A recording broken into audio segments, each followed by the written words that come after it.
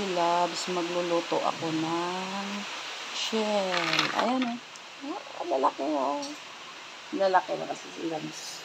Ay, yan ang ulam namin. Lulutuin ko. Ano to, lagyan ko ng malunggay. Anong tawag dito tayo? Ano to? Balisa o ano? Anong tawag dito? Hindi ko alam. Ha? Tambadang. Tambadang daw.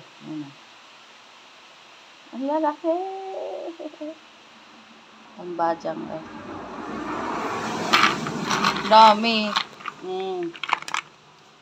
Hugasan muna natin mga sisilabs. Kasi, yan nilulutuin natin.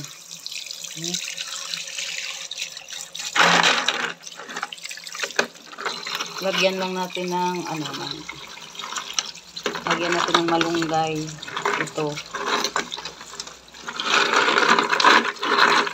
Tapos yung luto nito, hindi na siya igisa. Ano lang, yung natural na ano lang. Bumuka lang ang laman. Yung natural na sabaw.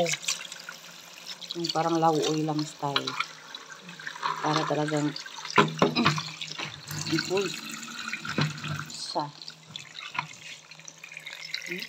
Nalaki. Kumuha yung kuya ko ng malunggay. Sobrang dami naman. Ihalo namin dyan. Malunggay.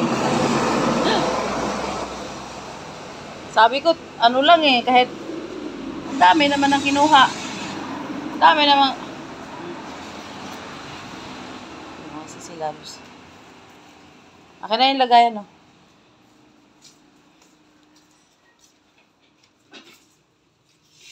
Sabi ko, konti lang kahit mga 4 na pat lang. Inano mo naman, inubos mo naman pag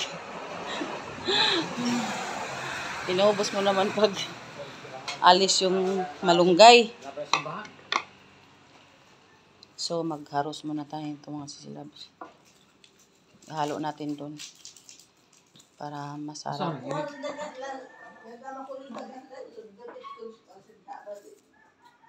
Kasla.